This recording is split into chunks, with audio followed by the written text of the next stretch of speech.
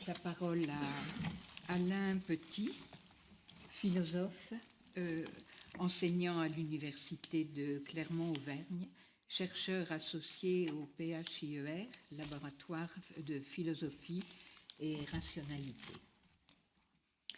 C'est à vous. Vous nous dites, enfin, vous avez un titre intriguant, se civiliser, accomplissement ou résistance. Merci, Madame la Présidente.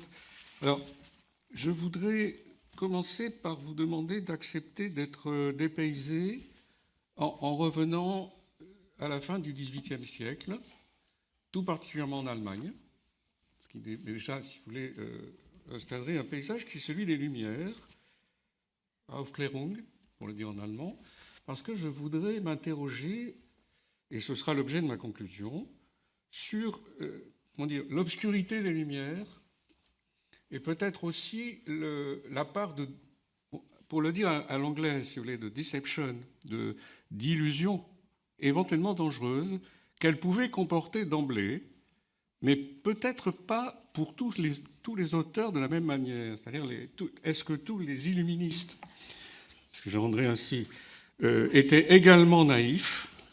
Ce n'est pas sûr.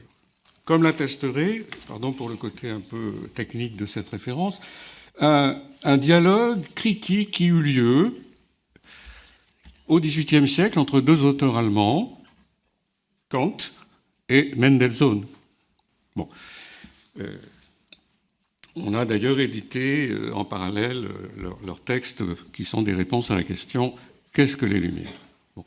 Alors, je m'y référerai de manière fugitive, si vous voulez, mais j'aimerais faire référence à leur dialogue, précisément parce qu'il installait déjà une question qui, pour nous, demeure une question. N'avons-nous pas, en effet... Alors, la tâche pour nous est plus redoutable, parce que nous ne sommes pas des matinaux, comme disait René Char, dans son heideggerianisme français, nous sommes des tardifs.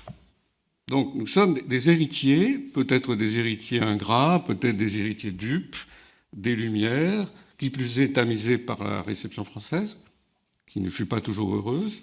Mais enfin, nous fondons encore sur certains présupposés qu'il faudrait interroger à présent de manière plus centrale. Bon. C'est pourquoi j'ai en effet voulu substituer à l'infinitif civilisé le pronominal se civiliser, que j'emprunte d'ailleurs à Kant. Bon, il se trouve qu'en effet, dans un texte important et sur l'importance duquel Michel Foucault ne s'était pas trompé, je veux dire l'anthropologie du point de vue pragmatique, vers la fin, Kant a trois pronominaux importants. Et se civiliser figure en place médiane dans cette trinité. Se cultiver, se civiliser, se moraliser. Ce qui m'intéresse, c'est précisément cette position médiane étrange de se civiliser. Comment je me suis interrogé, puisqu'il ne revient pas, si vous voulez, sur le sens de cette trinité. Il formule les trois pronominaux dans une seule et même phrase, sous la forme d'un impératif. Il faut se cultiver, il faut se civiliser, il faut se moraliser. Bon. Alors, j'ai essayé de faire d'abord une sorte d'exégèse, si vous voulez, de cette trinité. Est-ce qu'il s'agit pour lui, puisqu'il faut faire parler son silence, de concevoir cette trilogie d'impératifs au pronominal comme une forme de progression conceptuelle? C'est-à-dire que se civiliser en position médiane supposerait le précédent et serait la condition du dernier, se moraliser. Ou bien faut-il penser que ce sont des impératifs qu'il faut en quelque sorte satisfaire en même temps, conjointement. Bon. Alors, se civiliser, seconde question, et à mes yeux cruciale, c'est dans le contexte, dans l'anthropologie du point de vue pragmatique de Kant, de la question du caractère du genre humain. Alors ça, pour moi, c'est très important. Je voudrais me placer dans une perspective qui est celle de Kant, d'ailleurs, à la fin de ce texte et dans d'autres textes, qui est la perspective cosmopolitique. L'anthropologie du point de vue pragmatique, c'est une visée cosmopolitique. En allemand, Ansicht, la perspective cosmopolitique. Bon. C'est seulement dans cette perspective, et ça fait toute la différence, qu'on peut parler de se civiliser. En d'autres termes, quel est le sujet de ce point de minage? Bon. C'est bien sûr le genre humain. Mais le genre humain, il faudrait commencer par le prendre, non pas comme une sorte de totalité indifférenciée, mais comme il faut le prendre comme un universel qui se singularise, comme dira un peu plus tard Hegel. Bon. Donc je vais, moi, pour ma part, prendre se civiliser comme ayant pour sujet l'individu. Et je vais vous demander la permission de ne pas être du tout ce qu'on appelle un holiste, c'est-à-dire quelqu'un qui se placerait seulement du point de vue de la communauté, sans prendre en considération la perspective du singulier. Bon. Donc se civiliser, ça va avoir un certain nombre de conséquences. Je demande d'abord donc de faire, en quelque sorte, de mettre entre parenthèses la considération holistique, le sociologisme en particulier, mais aussi l'historicisme, qui lui fait souvent cortège, pour ne considérer que l'acte de se civiliser. Je reviens un peu en arrière. Je n'ai pas parlé de civilisation, mais l'acte de civiliser, si je prenais le terme dans son sens absolument strict et ancien, ça s'appellerait civilisation. Mais ça ne veut pas du tout dire ce qu'on entend la plupart du temps par là, maintenant. C'est même, en un certain sens, à rebours de ce sens obvi contemporain. En effet, se civiliser, la civilisation de chacun de nous, et non pas la civilisation à laquelle nous serions censés appartenir, par simple inscription native, natale, comme une sorte d'héritage qui nous serait dû. La civilisation comme acte de se civiliser, dis-je, ce n'est pas un état, ça n'est pas le degré auquel une culture serait parvenue, parce que je me place hors de cette considération, ce qui veut dire que je ne compare pas les cultures pour en interroger, à mon avis, fausses pistes et pistes fort dangereuses sur leur degré respectif de civilisation. Je quitte Huntington et sa guerre des civilisations pour m'interroger sur la tâche que constitue pour chaque sujet, où qu'il soit, donc je suis universaliste radicalement,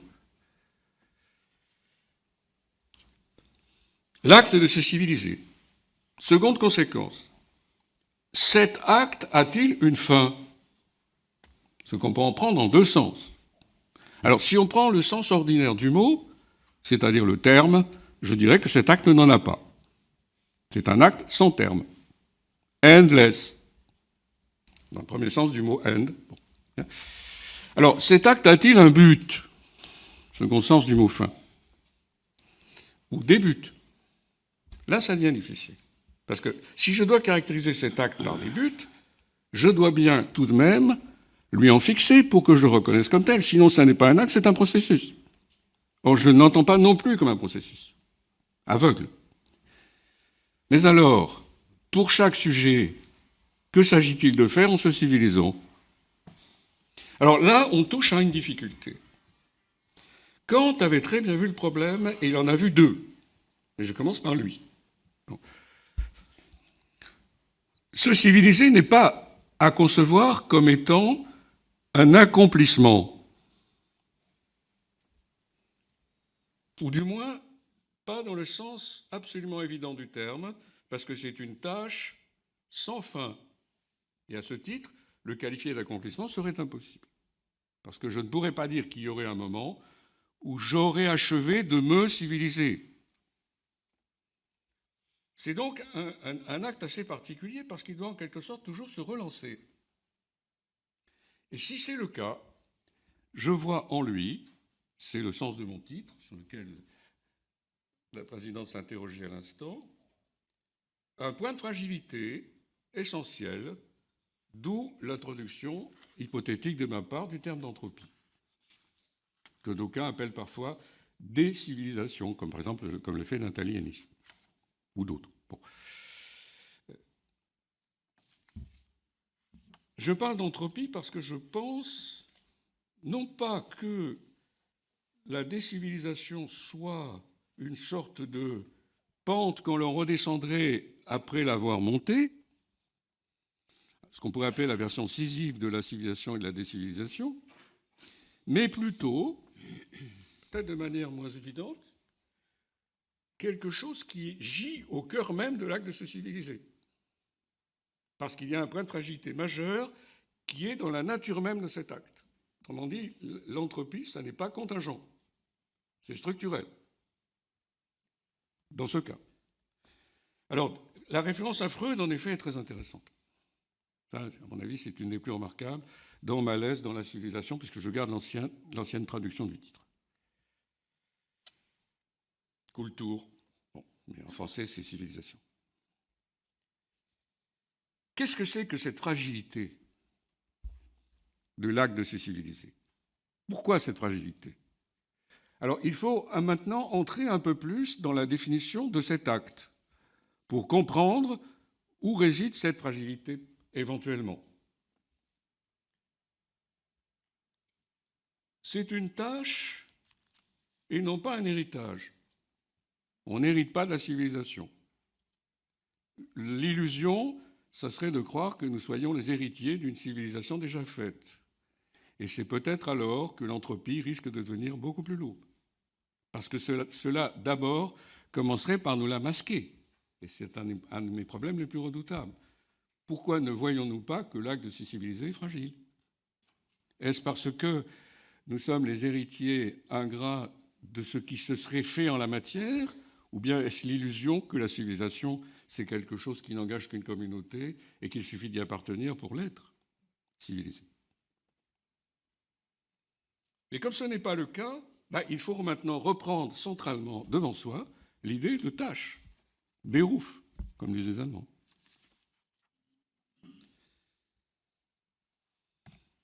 L'autre difficulté, c'est que le but que j'évoquais à l'instant pourrait bien n'être pas positif. Il se pourrait que et c'est peut-être moins évident, tel que nous entendons encore le terme de civiliser ou se civiliser, nous ne sommes pas accoutumés à penser que le but pourrait être négatif avant d'être positif. Je précise. Il était tout à l'heure question de limite. Et pour ma part, en effet, un des aspects du but de se civiliser, je le conçois comme étant l'auto-limitation. À ce titre, je n'assume pas le progressisme. Se civiliser, je ne l'inclus pas dans une perspective classiquement progressiste. Sinon, je ne parlerai pas d'entropie, puisque précisément le progressisme nous rend aveugles à la possibilité ou même à l'existence d'une entropie. Bon.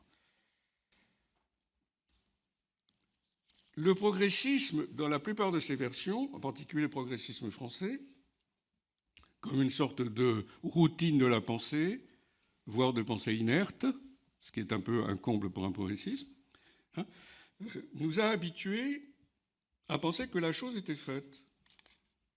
Du moins dans une société occidentale comme la nôtre, ce qui nous donne une fausse position de surplomb. Nous sommes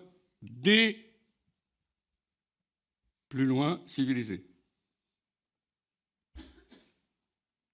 Nous n'avons donc pas à nous civiliser. Cette tâche, en quelque sorte, a été accomplie par nos prédécesseurs et à présent, il s'agit de jouir, si l'on peut dire, de l'acquis de la civilisation. Grande illusion, en effet. Bon. La chose est toujours à refaire, ou plutôt à faire.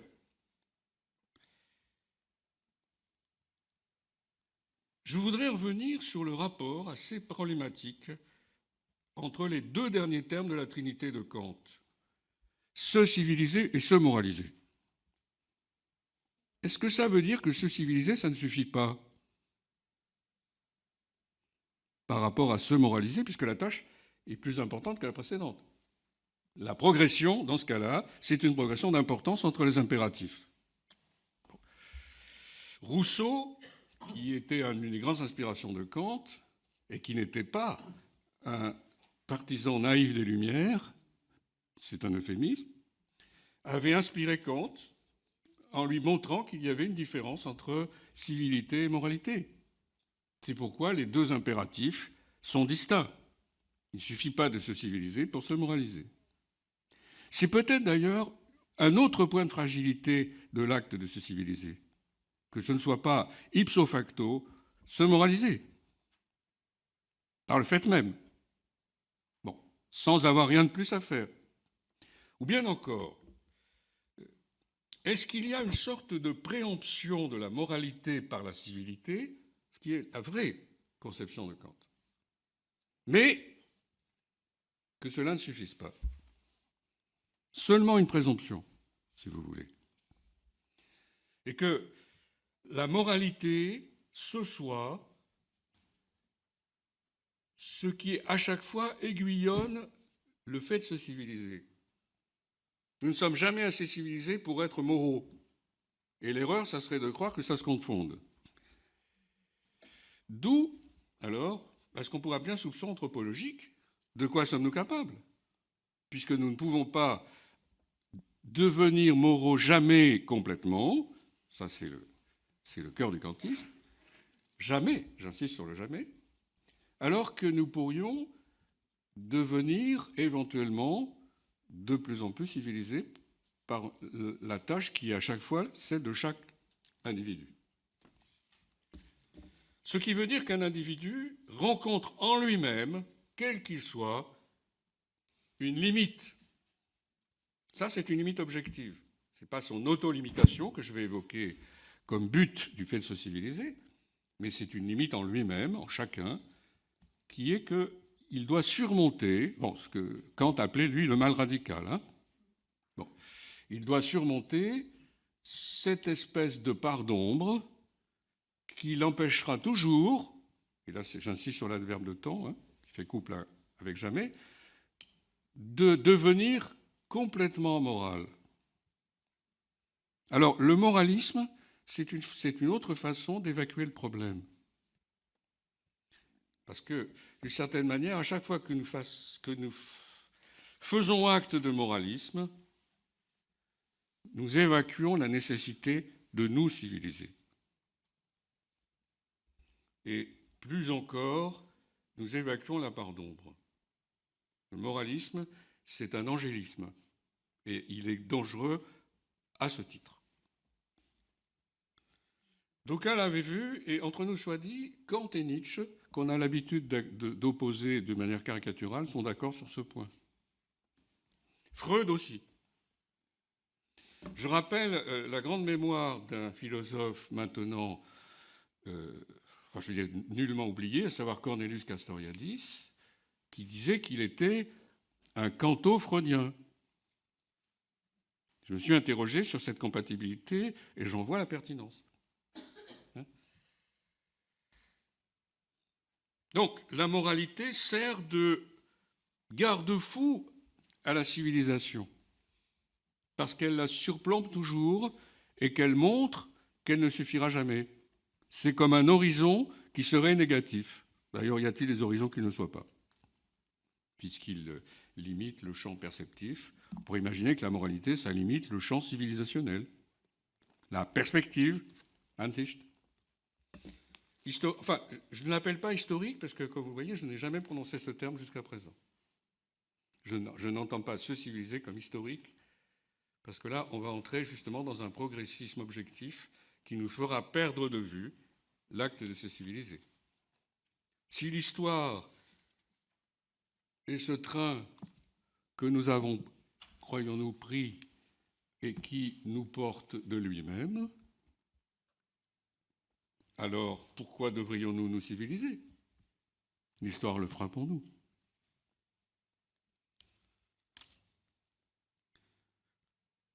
L'histoire du monde, c'est le tribunal du monde, comme dira un successeur infidèle de Kant, à savoir Hegel.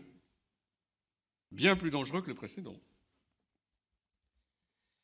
Se civiliser comporterait donc une tension entre le local, celui de la communauté, quelle qu'elle soit, et l'universel. Le problème, c'est alors que la moralité ne comprendrait plus cette tension. Tant que je suis au plan de la civilisation, au sens que j'ai dit, c'est-à-dire l'acte de se civiliser, on doit encore se poser la question de l'insertion de cet acte dans une communauté donnée.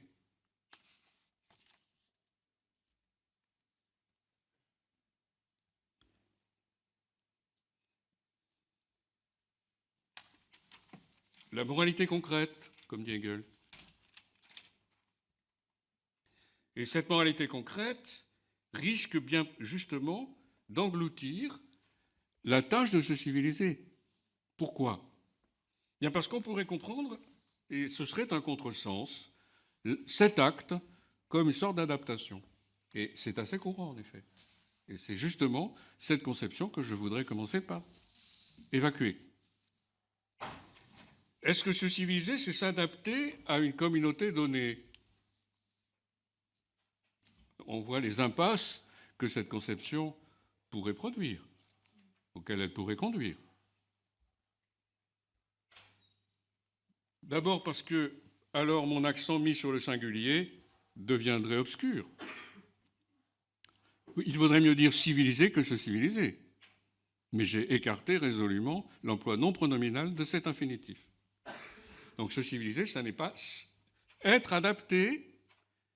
Vous me direz que là, pour le coup, c'est évident du point de vue même de la grammaire, mais ça n'est pas non plus s'adapter. C'est là qu'il faut faire très attention, parce qu'alors s'adapter à toute communauté risquerait fort de vous couper tout accès à se moraliser, qui lui est universel. Il faut que l'acte de se civiliser garde la référence en perspective à l'universel. C'est d'ailleurs la plus grande difficulté. Il faut que, où que ce soit, les actes de se civiliser, qui sont singuliers, demeurent cosmopolitiques au sens où Kant l'entendait. C'est-à-dire qu'ils se réfèrent précisément à l'universel, qui est un historique. Parce qu'il est horizon. Et même déjà à ce titre, il est un historique. Il n'y a pas de moteur de l'histoire. C'est une métaphore dont il vaudrait mieux se débarrasser. Parce que c'est de la pensée paresseuse. Alors, le but, je vais aller un peu plus loin, si vous voulez, dans ma philippique contre l'adaptation. J'ai donc cette formule, si vous voulez, que je vous soumets. Je dirais que un but possible de l'acte de se civiliser, ça serait plutôt la désadaptation. Puisque j'ai justement une conception cosmopolitique de cet acte, je dois nécessairement le concevoir comme ayant pour but la désadaptation. Ce qui ne veut pas dire la non-appartenance à une communauté. C'est plus subtil. Il s'agit d'appartenir à une communauté de fait, parce que cela, on y insistait tout à l'heure, n'est pas choisi. On ne peut pas aller jusqu'à revendiquer le droit de ne pas appartenir à une communauté parce qu'il faut revendiquer le droit de ne pas naître. Mais, cela étant dit, il faut revendiquer le droit à la désadaptation éclairée. Je précise. Je ne dis pas l'anomie, parce que se civiliser, ça n'est pas l'anomie. Ou alors, ça serait l'anomie suprême. Mais même Kant ne nous la donne pas comme perspective. Et Mendelssohn, précisément, lui, l'écartait. Bon. En effet, la question redoutable, c'est celle de la loi. Bon. À laquelle, nomos, hein, c'est pourquoi on a le terme privatif anomie. Bon. Revendiquer l'absence de loi. Donc, comme se civiliser, ça n'est pas cela, et que ça ne peut, me semble-t-il, pas être cela, il faut intégrer la loi dans l'acte de se civiliser, mais à quel titre? Il y a d'abord un titre négatif, en effet. Pour moi, la loi, que je n'entends pas comme loi strictement politique, hein, non, moins pas d'abord comme telle, donc appelons-la, si vous voulez, la loi morale, hein. Ce qui ne veut pas dire qu'elle ne puisse pas avoir une traduction politique, c'est une autre affaire, hein. Bon, bien sûr. Mais je la prends au niveau où il faut la prendre, c'est-à-dire au plus haut niveau. La loi figure d'abord comme interdit. C'est sa première fonction. Et dans notre question, en effet, elle est cruciale. Bon. Se civiliser, ça n'est pas échapper à la loi, évacuer la loi, mais ça n'est pas non plus se voir imposer la loi. Parce qu'alors, on demeurera, comme dit Kant, mineur. Autrement dit, il n'y aura pas d'émancipation. Et ce problème, c'est le problème de Kant, hein, entre autres, pas seulement. Bon. C'est comment faire en sorte que cet acte intègre la loi sans ployer sous son fardeau. Que la loi, ça ne soit pas un fardeau, mais que ça autorise cette sorte de percée qu'est plus de civilisation pour chaque sujet. La loi émancipe. Évidemment, l'anomisme contemporain, ou même plus ancien d'ailleurs, puisque les gnostiques étaient déjà comme ça. Les gnostiques sont les grands anomistes du début de notre ère. Et il se peut qu'il y ait eu une sorte de constante gnostique dans la pensée occidentale, dans l'anomisme, qui est en quelque sorte, risquant une formule un peu violente, le refus infantile de la loi. L'idée que... Mais alors, il faut penser qu'il y a des individus qui sont des individus élus, puisque les gnostiques sont d'avance, si l'on peut dire, sauvés. Bon. Donc, notre question, si nous sommes universalistes, c'est comment la loi peut-elle être intégrée dans cet acte de se civiliser par chacun pour en faire la pierre angulaire de sa propre émancipation. Sans la loi, il n'y en a pas. On a une sorte de voie. Alors, puisque je voulais donner un peu plus corps à mon hypothèse anthropique, je dirais que l'anomisme est au moins une condition qui favorise l'entropie, puisqu'il nous rend aveugles à la condition qui permet l'émancipation. C'est une voie, on pourrait presque dire une voie de perdition, si vous voulez, si je risquais ce terme. Bon. En tout cas, bon, je pensais aussi à voie de garage, mais à mon avis, c'est plus que ça. Bon. C'est plutôt déraillé. Bon. Alors, je voudrais aggraver mon cas en revenant à une période bien plus ancienne, qui est un peu, si vous voulez, ma période de prédilection professionnelle. Je voudrais en venir au grec.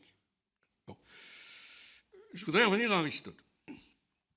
On a tenté récemment de recréer une éthique aristotélicienne.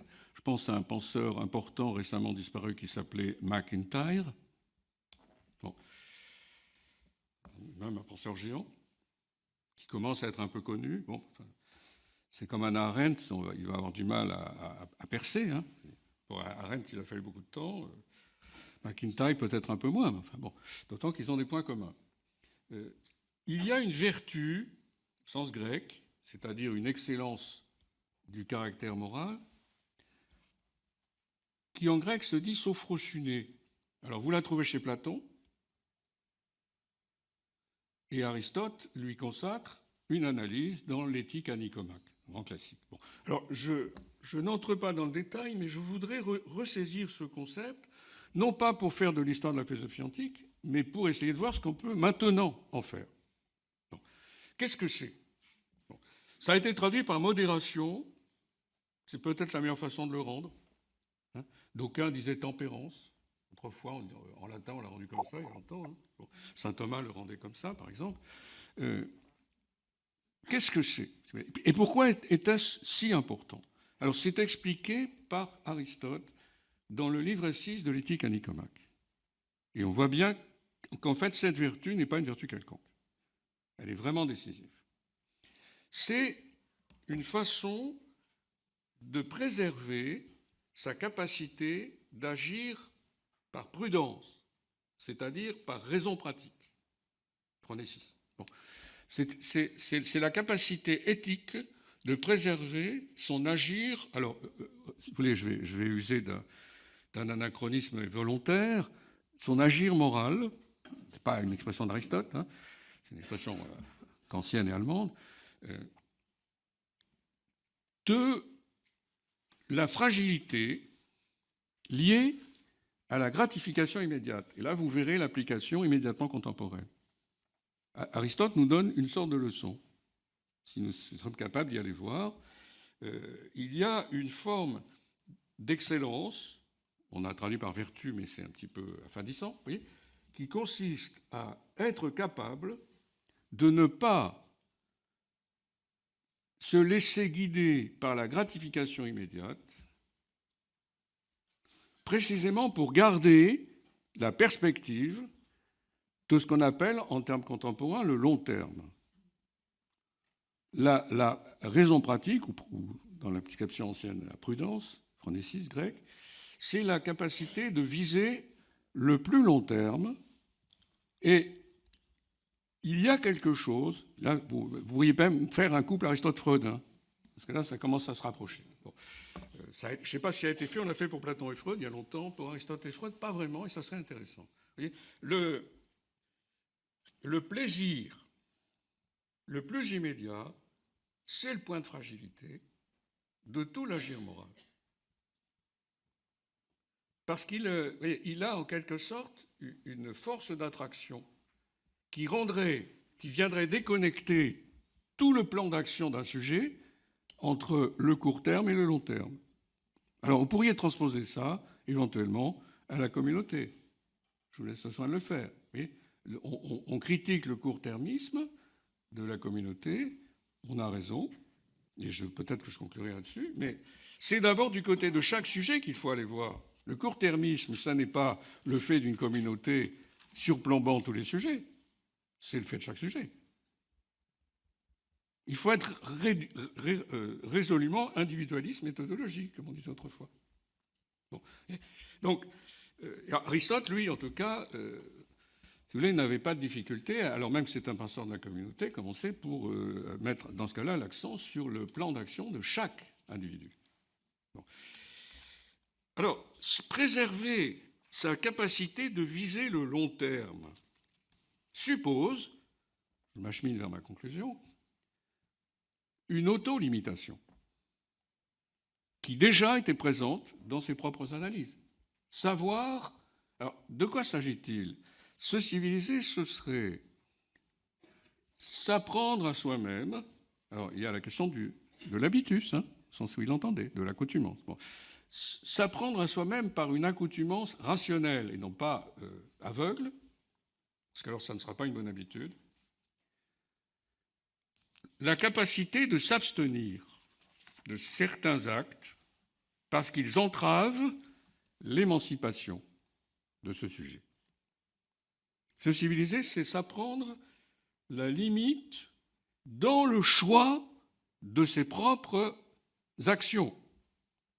Ce qui veut dire qu'il y a... Alors, c'est peut-être quelque chose que les modernes ont oublié.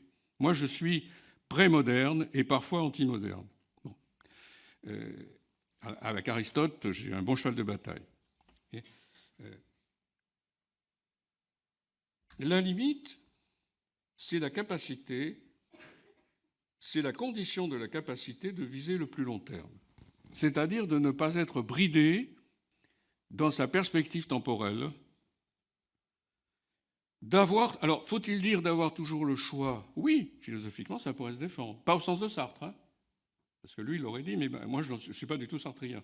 Ça serait plutôt avoir toujours le choix de ses actions dans l'arbitrage qu'il faut toujours faire entre le court et le long terme.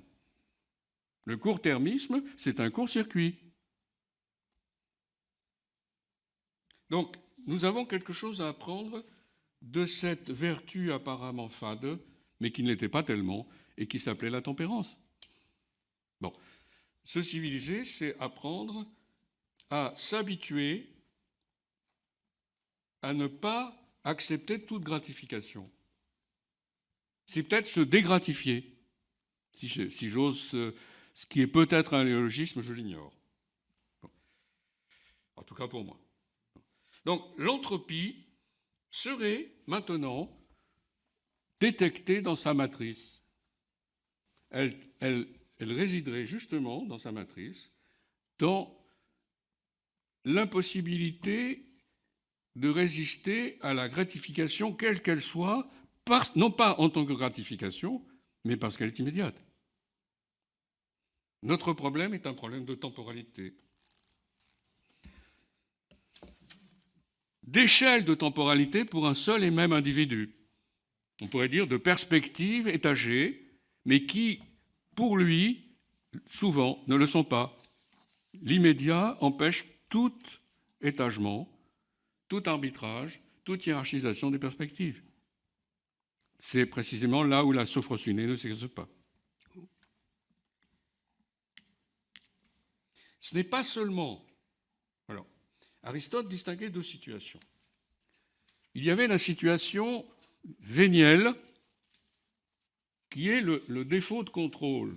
C'est-à-dire qu'à un moment donné, alors qu'on visait une action de long terme, on ne résiste pas au plus court terme. Mais on garde la capacité de viser le long terme. Mais il y a pire. Et l'entropie, ce serait plutôt, du moins en perspective, cela, où il invoque la possibilité qu'on ait acquis une certaine accoutumance qui, dorénavant, fasse qu'on cherche toujours la gratification immédiate et rien d'autre. C'est-à-dire que ça devienne le plus principal. Ce qui nous gouverne, qui serait le présentisme éthique, qui serait précisément la forme même ou la figure de l'entropie, s'agissant de la civilisation. Ce serait, si vous voulez, si alors on veut donner contenu au terme, la décivilisation, mais dans son sens radical. Pas comme processus insensible, hein, mais comme négation, cette fois-ci, de la civilisation. Il ne faut pas se voiler la face, il ne faut pas l'évacuer d'un revers de main en poussant des hauts cris de moralisme. C'est une éventualité, je ne dis pas qu'elle soit universelle, mais il faut en concevoir au moins l'existence possible. Je ne l'évoque pas comme un fait, c'est-à-dire ça serait dogmatique. Je conclus sur 2 points. Qu'est-ce qui fait que l'acte de civiliser, comme tâche, puisse paraître trop lourd? Il y a des considérations de ce genre dans Malaise dans la civilisation de Freud. Bon. La Schuld, comme les Allemands, hein, la dette que constitue la loi. Pourquoi est-ce que cela pèse trop lourd? Pourquoi est-ce que cela en vient à peser trop lourd? Et pourquoi l'aspect de poids ou de dette va-t-il obérer ou masquer l'importance de la loi comme condition d'émancipation? Pourquoi le poids prend-il, si vous voulez, devient-il, si j'ose dire, prépondérant dans la conception même de la loi? Auquel cas, en effet, l'anomisme paraîtra la forme de la liberté, illusoirement.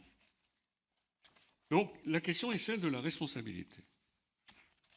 L'acte de se civiliser, c'est un acte de se responsabiliser, c'est-à-dire de limiter la conception de son agir que l'on appelle toute puissance. C'est une conception narcissique et en fait inefficace, mais qui pourrait très bien représenter justement l'empire de la gratification. Bon. Faire porter plutôt l'accent, non pas sur la toute-puissance, mais sur la liberté que constitue l'autolimitation. Parce qu'elle préserve, comme Aristote nous l'avait enseigné, la perspective du plus long terme. Le court-termisme, c'est une aliénation.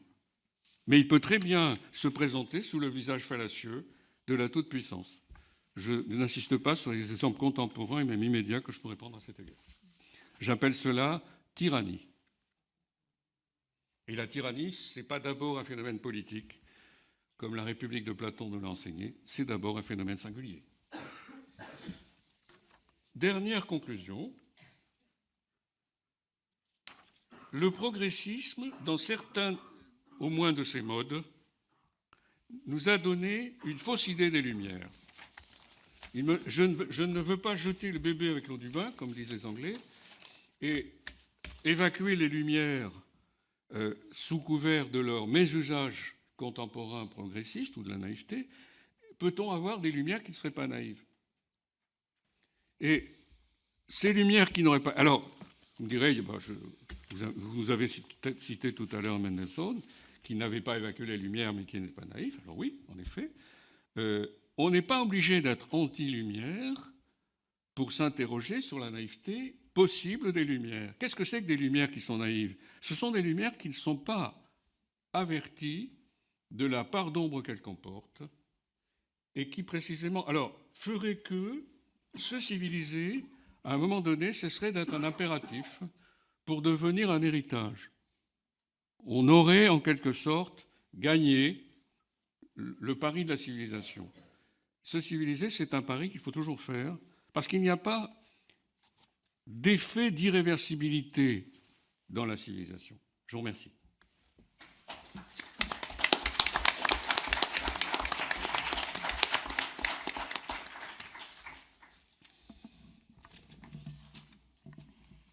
C'est nous qui vous remercions, Alain Petit, pour cette orfèvrerie, pour à la fois nous avoir parlé de la complexité de l'acte de se civiliser quand on vise à son intériorisation.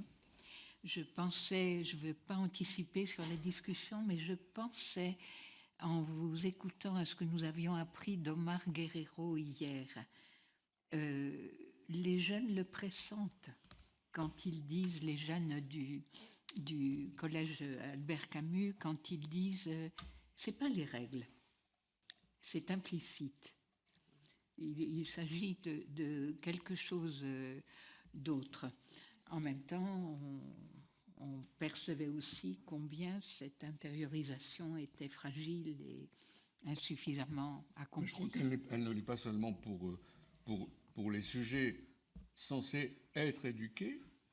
Je crois que, oui, c'est un point que je n'ai pas précisé, mais vous m'amenez, je vous remercie à le préciser. L'acte de se civiliser, je ne l'ai pas arrêté à une certaine période de la vie, hein, qui serait par exemple la majorité civile. Bien sûr. Oui. C'est-à-dire que j'en ai fait un acte constant. Bien sûr. Et merci aussi d'avoir relevé tant de points freudiens et tant de paradoxes, notamment le plaisir comme point de fragilité de tout l'univers moral. Je crois que Gérard Rabinovitch aura beaucoup de choses à discuter, à échanger. On a dû opérer une permutation des interventions en raison de cours d'enseignement auxquels Dan Arbib était tenu. Donc c'est à lui que nous allons donner la parole en visio. Au point de vue technique, comment ça se passe? C'est en visio, moi je peux lui donner, j'ai pas su qu'il était Mais en visio. c'est en visio. Ah, ben alors je ne sais pas si on lui a envoyé le lien. Ben, vous faites bien d'en parler parce que là on va laisser la discussion se lancer. Pendant ce temps, je vais demander à... Je suis avec vous en visio. Je viens de lui dire, elle n'était pas au courant. Et non, mais personne. Moi je ne savais pas. Je croyais qu'il avait en permuté, visio. Oui, c'est ce que je croyais aussi. Oui. Oui, oui. Pour Alain Petit, et on va régler. Donc, allez-y, lancez la discussion. C'était vous. Alors, je suis. C'est lui le modérateur. Alors, merci de me donner d'abord la parole, mais je vais essayer effectivement d'animer plutôt la discussion. Mais ce n'est pas mon champ de compétence, la philosophie. Je parle à partir du droit personnellement. Et donc, ce que vous avez dit sur la loi m'a évidemment interpellé. Mais ce que j'essaye de retenir ou de dégager avec l'humilité qui est la mienne et mes compétences, c'est que vous nous avez introduit à une philosophie en quelque sorte du sujet et de l'acte en vous basant sur le singulier. Et j'ai évidemment plein d'admiration pour ces philosophes exceptionnels, Aristote, Kant, qui se sont préoccupés en permanence de savoir ce qu'il s'agissait de faire et de penser pour chacun de nous.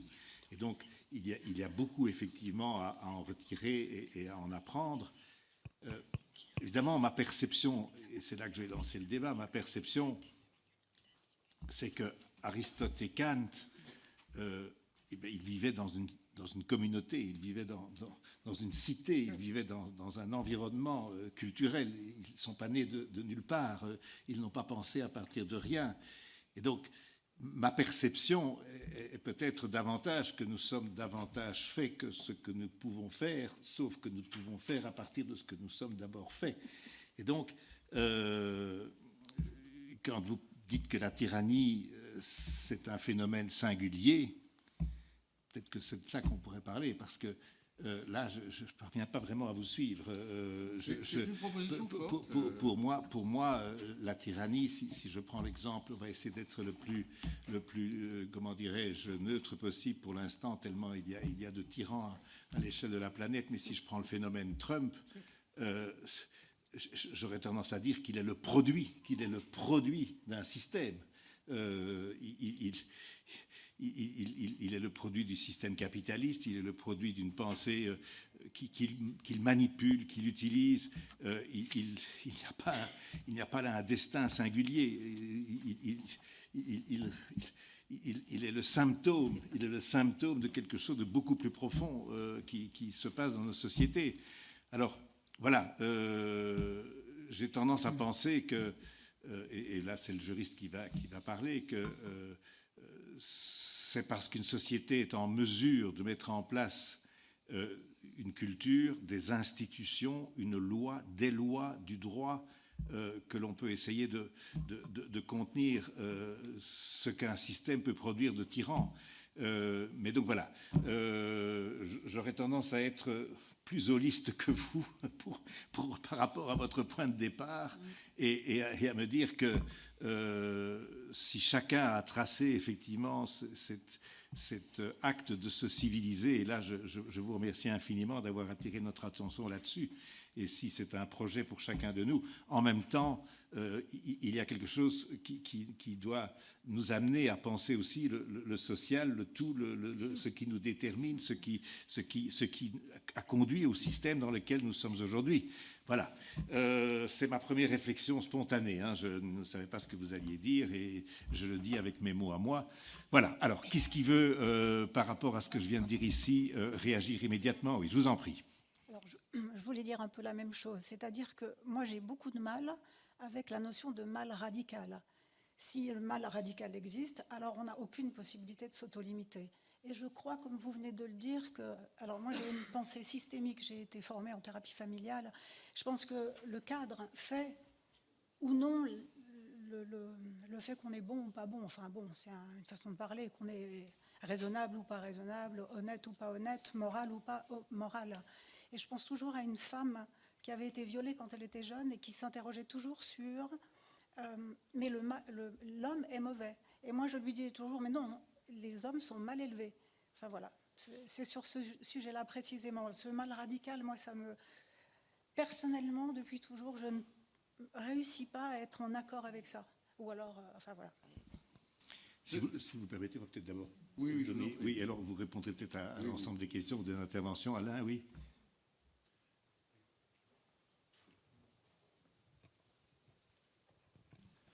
Oui, à vous suivre, on doit en conclure que l'engagement écologique est l'acte de civilisation par excellence, puisque refusant la satisfaction immédiate,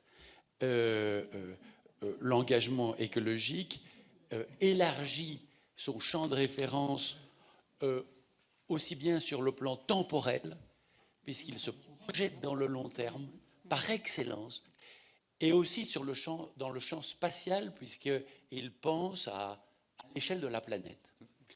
Et donc, en vous écoutant, je me disais, mais autrement, nous ne pouvons pas imaginer acte de civilisation plus élevé que celui de l'engagement écologique. Alors, si on accepte ce raisonnement et qu'on découvre aujourd'hui l'espèce d'agressivité, d'agacement ou de mépris que suscitent les partis verts et écologiques un peu partout en Europe, qu'est-ce que ça nous dit sur le processus de civilisation ou de décivilisation aujourd'hui?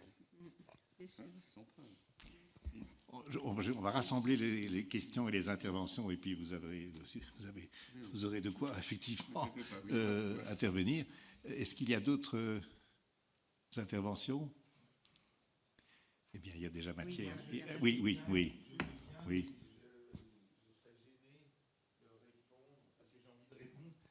serait gêné de le faire à la place d'Alain Petit.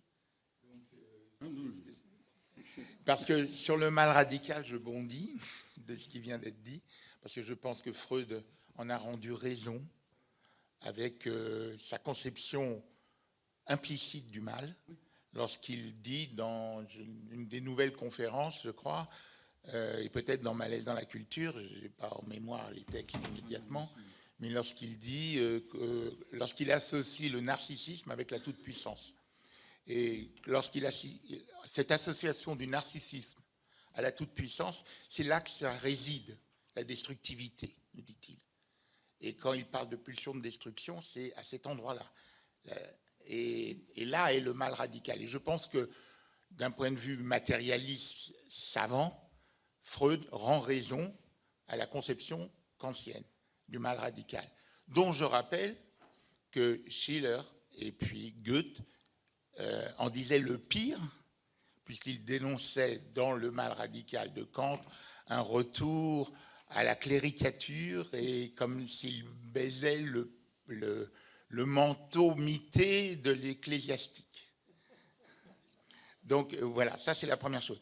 Quant à la question de l'écologie, en effet, ce qui spécifie l'écologie par rapport aux autres partis dans nos sociétés démocratiques, c'est qu'ils ont une pensée du long terme, de l'au-delà de l'échéance électorale. Ça, c'est leur bénéfice. Maintenant, ils le vivent sous des formes pagano-naturalistes souvent, qui sont des questions pour nous dans nos sociétés et dans nos modes de pensée. Mais je pense que à l'intérieur de ce sujet, ça c'est pour les politiques de l'écologie, il y a l'environnement. On pourrait mettre ça sous l'environnement et pas sous l'écologie. Et alors la question, elle se pose dans les bons termes qui ont été soulevés, et on le trouve très bien chez Hans Jonas ou chez Jacques Ellul, exprimé de la plus belle façon et qui est d'un niveau très au-dessus de ce que nous livrent quotidiennement les militants de l'écologie dans les estrades politiciennes. Jonas avait posé un problème. Alors, on va vous donner maintenant la réponse. Vous avez quelque part déjà... Pardon Alain Petit, et je voudrais j'en profite pour vous remercier de votre intervention qui était une merveille. Non, Jonas, je suis heureux que vous... J'avais organisé il y a longtemps un colloque Jonas ici. Je suis content de le voir revenir. On a beaucoup de mal à faire accepter les thèses qui sont soutenues dans le principe de responsabilité. Parce qu'il y a un point, si vous voulez, un point qui... Bon, lui a gardé quelque chose de kantien. Bon. C'est l'idée que... Comment dire, les régulations démocratiques contemporaines auront du mal à garder la perspective du plus long terme. Bon, là, il s'était contenté de poser le problème. Hein. Bon. Après, mais enfin, je sais que par exemple une ancienne collègue que je connais, Catherine Larère, s'est posé récemment le problème. Elle est revenue sur cette question. Elle pense que démocratie et Jonas comment dire, travaille en elle depuis longtemps. Elle n'est pas d'accord avec la façon dont il problématise. Donc la question est, est-ce que démocratie et visée du long terme écologique sont compatibles? Elle le pense, Jonas avait des doutes. Bon. Alors maintenant, j'aimerais revenir sur... alors je suis d'accord avec l'idée que le plus long terme, c'est dans la pensée écologique qu'il se trouve, et il se trouve qu'il faut le penser de manière morale et non pas seulement politique. Ça, c'est un point sur lequel j'insisterai, d'où les difficultés que vous évoquez justement politiquement. Et les résistances que ça suscite, en effet, qui sont de plus en plus fortes. Alors maintenant, deux interventions qui sont d'une certaine manière convergentes. Je ne suis pas du tout adepte du déterminisme sociologique. Bon, donc je ne peux pas m'inscrire, si vous voulez, dans cette position. Je ne crois pas aux déterminations sociologiques. Je n'y ai jamais cru, mais beaucoup moins maintenant qu'auparavant, si vous voulez. Donc je ne pense pas qu'être inscrit dans une communauté, ce soit hérité de la moindre façon de se comporter. La façon de se comporter demeure absolument sauve. Bon. Alors, ce qui est intéressant, je crois que vous avez soulevé, il y avait dans votre intervention quelque chose qui était très intriguant, parce que quand vous parlez du droit, vous voyez, vous évoquiez l'idée que dans une société donnée, il puisse y avoir une sorte de contradiction de plus en plus aiguë entre ce que vous appelez le système d'un côté et d'autre part la fonction du droit. Alors je vois bien à quoi vous faites référence, hein. Le droit n'est pas un produit du système. Ça serait plutôt un contre... Si je vous suis bien, et je serais assez d'accord, ça serait plutôt un contre-pouvoir. Bon, ça serait une fixation de limite à une éventuelle expansion de... si vous voulez, ça serait une limite au sans limite. Bon, c'est un peu comme ça que vous le conceviez. Mais à ce moment-là, il n'y a pas de détermination du système. D'ailleurs, le terme de système, personnellement, je ne l'emploierai pas parce que je ne sais pas ce qu'il veut dire. Moi, si vous voulez, je ne nie nullement l'existence de la communauté, je n'en fais pas un préalable. La communauté, ça n'est pas ce qui nous détermine, c'est ce à quoi nous choisissons d'appartenir. Alors, j'ai tout à l'heure fait une pique à l'égard de Sartre, mais il y a un point que je lui accorde, c'est justement celui-là. Hein. La communauté, c'est ce à quoi nous choisissons d'appartenir et qu'éventuellement nous essayons d'infléchir dans tel ou tel sens. Sinon, pourquoi parler de démocratie ? S'il y avait une détermination par le système, la démocratie n'aurait pas de sens. La démocratie nous veut libres, égaux et également responsables. Ce qui veut dire que parler de démocratie, c'est nier, quant au fondement, l'idée de détermination sociologique. Il faut être conscient du fait que ces deux choses-là ne vont pas ensemble. Et les incantations sur la domination sont antidémocratiques quant au fond. Je regrette d'avoir à le dire. Enfin. Ok. Je vous remercie. Non, je vais mais je vais dire, voilà.